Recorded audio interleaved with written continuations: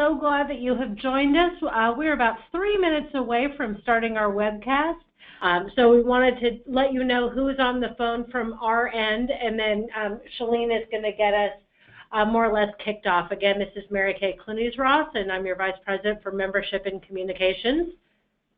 Hi, this is Claudia Sanders, and I'm a Senior Vice President for Policy. This is Shalene Whitaker. I am Policy Director here at the Association. On the phone, we have Chris Vandelay. Chris? Chris Vandelay, Senior Vice President for Advocacy. And John Flink. Hi, this is John Flink. I'm your Washington, D.C. lobbyist. Great. Well, this is Shalene. Thank you all for joining us today. We are here to talk about the status update of how action is happening in D.C. And you can see that we sent out an Inside D.C. and a WSHA analysis that described the American Health Care Act.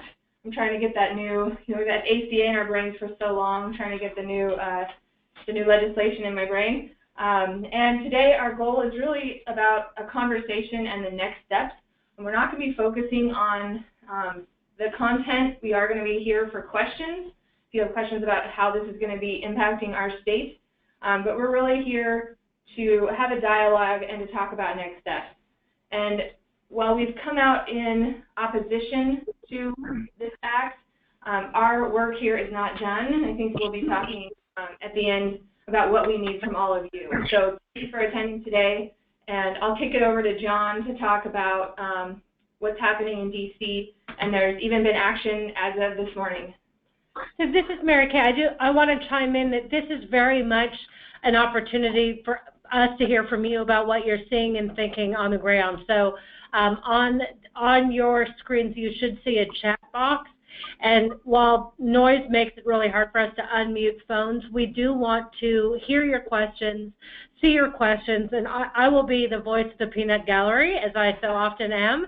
And so I'll read your questions, and we'll both intersperse them throughout the presentation, but also just go at the end and go into as much detail as you want to go into on this. So as Shalene said, we don't want to rehash everything we've sent out Inside DC. We have great resources online, but we want to give you the up-to-the-minute update of what's happening in DC and talk about what the next steps are. So I think we want to hand it over to John in DC. Great. Well, good afternoon, everyone. It's been an action-packed week here in D.C. It began Monday night with the release by the Republican leaders of their bill to repeal and replace the Affordable Care Act. Wednesday morning, the two House committees with jurisdiction over this legislation, Energy and Commerce and Ways and Means, began taking action on the bill. Ways and Means met for kind of a paltry 18 hours, finished. They voted their bill out on a party line 23-16 vote at 4:30 a.m. this morning. The Energy and Commerce Committee showed its real stamina. They went until 1:45 this afternoon, straight through the night and through a good chunk of the day, before voting a bill out 31-23 on a party line vote. From our state, Representative Reichert and Representative Del Bene are on the Ways and Means Committee. Mr. Reichert voted with the Republicans in favor of the bill. Ms. Del Bene voted against the bill with the other Democrats. On the Energy and Commerce Committee, Representative McMorris Rogers from Spokane is on that committee. She voted with the Republicans to pass their bill out as well. So where do we go from here? Under the rules of the budget process that Congress is using, the two bills now go to the House Budget Committee, where they will be combined into one bill and sent to the House floor. It's thought that the Budget Committee could meet next week. The House floor action could come the week following that, and then the bill would go to the Senate. All of this depends on the ability of the House leadership to find 218 votes in support of their bill. As you'll see if you're following the news today, the President and the House leadership have mounted an all-court press to try to round up those votes. The reaction to the House bill from conservatives has been negative. They believe it's too much like Obamacare and would prefer a straight repeal bill. And so the key for House Republicans will be whether they can get enough votes to pass this bill on the House floor. The dynamics in the Senate are almost the opposite. There are a couple of very conservative senators, Rand Paul from Kentucky, Mike Lee, Mr. Cruz from Texas, who are on the conservative side and don't like the bill. But the real challenge in the Senate is coming from moderate Republicans who are concerned about the Medicaid provisions, and we'll go through those real quickly in a couple minutes. So I think the handicapping here is that there's a lot of political work that has to be done before this bill makes it to the White House. The goal had been to get this to the White House by April 7th, which is the start of the Easter recess. It's unclear at this point whether that will happen. As Shalene mentioned, we did not support the bill. Our message throughout this process, and I communicated it with each of the congressional delegation, was that throughout this debate, we have been concerned about the coverage levels, about making sure that what if the ACA is to be replaced, as many people or more are covered under whatever the replacement is. The absence of coverage projections from the Congressional Budget Office make it impossible to determine whether this bill meets that objective. In addition, the bill's Medicaid provisions have long-term implications for Washington State, both in terms of the expansion and in terms of the new per capita cap funding formula that would be instituted. So for these reasons, we told the congressional delegation that we could not support the bill as it stands now.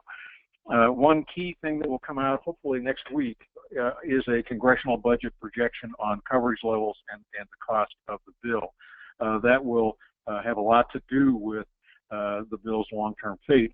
There have already in Washington been a number of stories referencing freelance studies and analyses about the impact of the Republican bill on coverage, with a variety of estimates ranging from a drop in coverage of 4 million people to as many as 10 million people if the Republican bill is enacted. So I think with that, that's the latest and greatest from your nation's capital. And I'm certainly happy to answer any questions, or if you want to proceed from here. Take it away, Shalene. Thanks, John. Yeah, there's a lot going on, and as you mentioned, changing day by day. So I think I'm going to kick it over to Chris, who's in our state capitol today, to talk about some of the principles and kind of the lens that we've used to analyze the American Health Care Act. All right, thanks, Shalene, and welcome everyone to the call.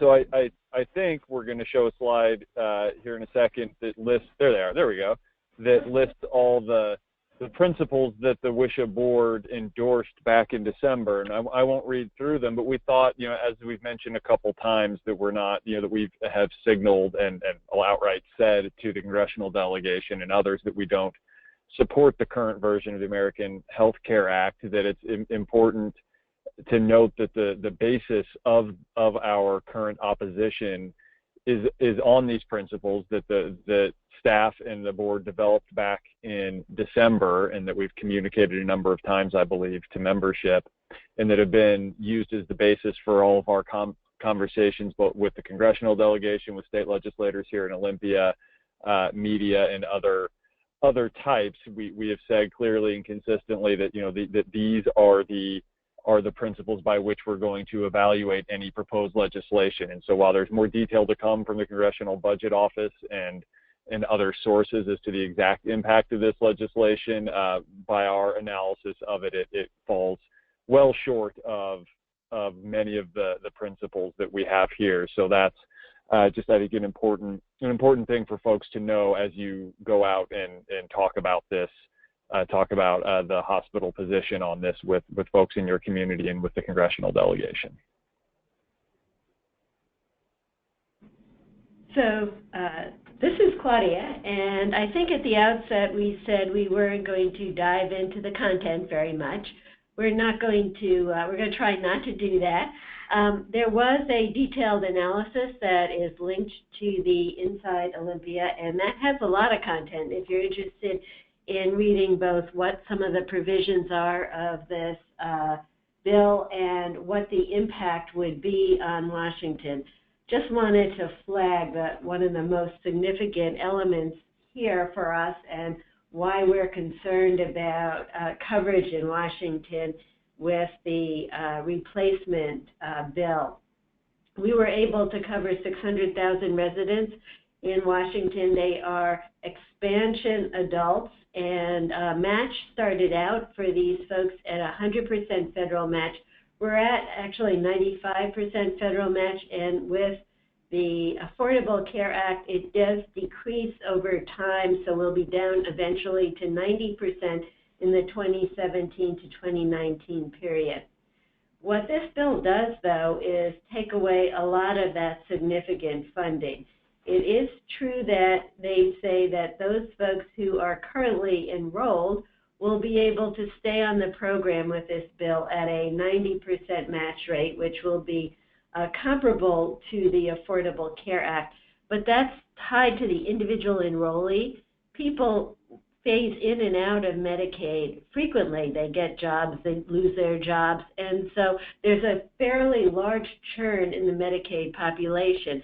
And once somebody moves off the program or forgets to enroll for a short period of time, that enhanced federal match will be lost. There still will be an opportunity to cover those people, but will be at the regular Washington match, which is 50%. The state can pick up the difference. Realistically, the state won't be able to do that. That's an additional $1 billion a year for Washington state. And then the other major change for Medicaid is that it moves from a program of eligibility to one that becomes a per capita cap program over time. So happy to answer more questions, but I think that's just a really brief summary of the Medicaid changes. And Chris is going to talk about some of the highlight changes in the individual market. Yes, thank you, Claudia. I guess I'll pause first and see if any questions have come in on the Medicaid piece. No questions that we can see on the Medicaid piece, but folks can continue to type those in, and we can, if we can't wrap in the answers, we'll come back to them. Great, thank you. So on the individual market side, it's sort of an interesting scenario with the individual market. A lot of the angst out there around the Affordable Care Act the last several years has really revolved around the individual market, much more so than issues with Medicaid. The notion of higher premiums, higher deductibles, narrow networks, that sort of headline generating consternation that's been out there in some states, not Washington state as much. So I know this is an area of the new Republican legislation that will probably also get an awful lot of attention. And I won't go through what's on the slide, but we'll say that at a high level, from my vantage point, the American Health Care Act tends to move from what I would describe as the ACA's version of the individual market, which I would describe as mandate, regulate, and subsidize, to something sort of almost a funhouse mirror image of the ACA individual market provisions, which is more along the lines of penalize, deregulate to an extent, though not all the way, subsidize, though not as robustly as the Affordable Care Act, and then kind of hope that some of the risk stabilization mechanisms they have in the bill actually result in a stable market. I would note that the insurance industry thus far, that they haven't been incredibly vocal that I've seen on the American Health Care Act, but to the extent that the national trade organizations for insurance companies have said anything, it has not been a signal of confidence that the way the individual market provisions are constructed in the American Health Care Act is likely to produce robust coverage and stable marketplaces. And if that doesn't happen, the impact to the individual market in in Washington and elsewhere could be fairly dramatic. We could see higher premiums, narrower networks, reduced service areas, and all of that. So it's really important, but it will probably generate a lot of the headlines.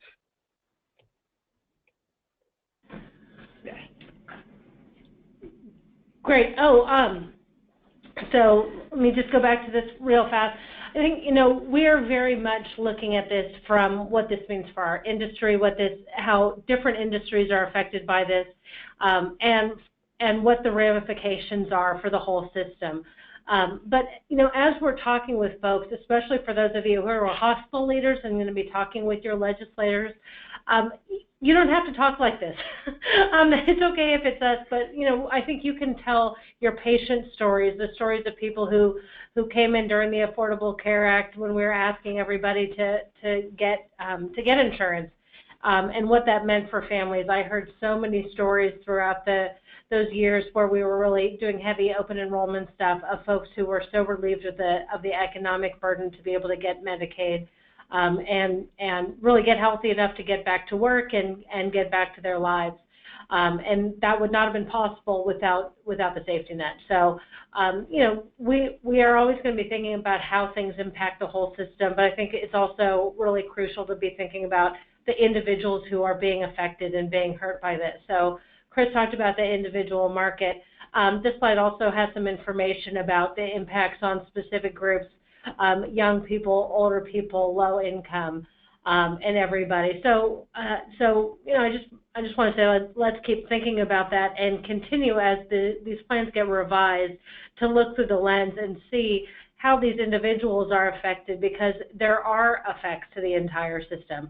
We cannot move forward, and I don't know if there's any reporters on the line, but I am taking a lot of media calls today, and my main message is that we cannot build a better healthcare system if folks don't have coverage. If they don't have coverage, they don't have access. If they don't have access, they can't get better. And we all pay, we all live in the same communities, we all share the same health. So we need to really see some of these improvements that improve for everybody in our communities. Great, thank you, Mary Kay. This is Shalene again, and I'll just start by saying that hospitals supported the Affordable Care Act back in 2010, but it was not without a price. We took cuts in the hospital community in the form of Medicare payments and Medicare and Medicaid DSH cuts. And I don't know if anybody saw the Washington Post this morning, but I think there's maybe some misinformation out there about what the American Health Care Act does in terms of restoring those cuts. There was a quote from an Oregon Oregon representative named Greg Walden, who said, "I don't understand. Hospitals are getting back their cuts, their DSH cuts." So while we're getting back our Medicaid DSH cuts, the majority of the other cuts through Medicare remain. And so while the coverage levels look like they're not going to be potentially anywhere near what the Affordable Care Act brought, the majority of the cuts are kept. So we think that is about $4 billion in cuts over 10 years for our hospitals. And the DSH cuts make up, about a 10% restoration in that total cut. Yeah. So again, looking at those people, the changes that this law makes don't make hospitals more financially stable, but also, we don't want to get paid for taking care of uninsured people. We want our communities to be insured so that we can take care of them. It's a different way than it seems like some folks are looking at it. So yeah, great. Thank you, Mary Kay. Again, I just want to pause for questions. We are willing and able to get into the detail of what some of the different aspects of the law proposal are. Claudia and Jolene and Chris and John have spent a ton of time understanding the ramifications. One question that I am getting from media is, what will be the fiscal impact on hospitals? And we can't really predict that at this point, but as you can see, this 10% restoration of cuts doesn't get us where we need to go in terms of a healthcare system that works for everybody. and as people churn potentially under the scenario, as if the state cannot afford to keep people on Medicaid after 2020 and hospitals are left with these cuts, this is a scenario that's actually worse than pre-ACA. Great. So, terrific question, Scott. How will this affect the ACH work that's being done in the state? So, it does not, right now, I think it does not have any direct effect. So let me start with that. The ACH work is going to keep moving on. We do not think that this cuts out the waiver program monies that the state has received right now. I know we are nervous about whether or not that's a possibility. The Healthcare Authority keeps assuring us that they're signed a contract for that money over 5 years and that will be honored. One of the questions we've had is when it becomes a per capita cap program in 2020, will there be this money be built into the base that's going to be used to generate the cap for Washington State? And under this most recent draft of the proposal, it appears that starting in 2020, when that program is capped, the waiver money would be carved out of the base. So it would not be preserved for all time moving forward as building up the foundation of the program for Medicaid. It'd be nice if we could have kept it in the base moving forward. It doesn't appear from the way that this is drafted that we would be able to do that. But I don't think it will stop the work being done right now. Cool, great. Thanks, Claudia. So now let's get to, I think, one of the big questions is what are we going to do about it? It is time to contact your members of Congress, and I'm going to defer to our advocacy folks, but I just want to point out there's a couple of resources right there on your screen. If you go to the WSHA policy advocacy page, there's a number of tiles that will get you to different resources. 2 of those are in front of you. The congressional contacts and district maps that will give you the contact information for all of our members of Congress, and the Keep Covered Washington page, which is really our public database sharing of all this information that we're creating, the analysis, the board principles, our concerns, the media clips, look at the state and how the state's been impacted by the Affordable Care Act, and so therefore what we have at risk. So those resources are there for you, but I think it doesn't matter if we don't do something about it. So Chris, I think, is going to talk about this. Or Shalene, sorry. There's too many C's in the room here. This is Shalene. So yes, I think Mary Kay just highlighted the fact that we need you all to engage. The fact that the American Health Care Act is going to result in significant loss in coverage in our state is something we're very concerned about, and the hospital community needs to be on record. On Monday, you'll have in your inboxes information about messages in terms of to your members of Congress. We are particularly interested in hospitals reaching out to Republican districts. So we've got Rep. McMorris Rogers, Rep. Reichert, Rep. Newhouse, and Herrera Butler down in the Southwest Washington area. We will be in touch about that. I think that it's really important for members who are going to be taking this key vote on this law to understand how their communities and hospitals feel about it. So you will be seeing that from us. In addition, if you're in a key area, you may also hear from the hospitals, from WSHA or from the American Hospital Association about the need to reach out. So you'll get an extra dose of encouragement from us. So does anybody have any questions about that? We really are hoping that messages can go in early next week. This is not something that we want left up to interpretation on where we stand. And while you think about, oh yeah, please. Well, this is John. Let me just add something here. even though floor action is maybe 10 days, 2 weeks, or longer away, this next week or so will be a critical period, because that's the time when the House Republican leadership will be trying to guarantee their 218 votes. And so that's the time when our representatives need to hear that that we're not satisfied with the bill as it was introduced. And so it makes it a critical time for you all to weigh in. Oh, John, are you still there? Yes, sorry. Oh, we lost you for a second. I think your message to everybody is time to engage now, and that the decisions are going to be happening early next week, and we need to get on record. Chris, I think, also wants to chime in.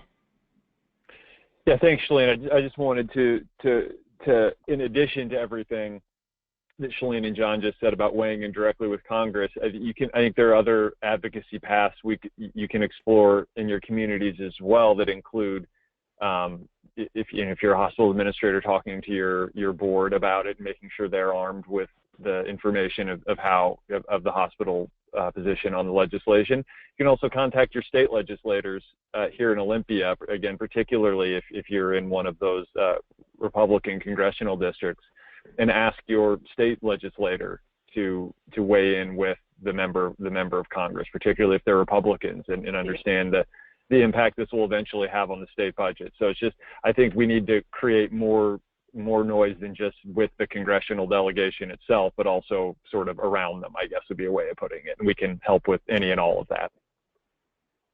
Yeah, great points, Chris.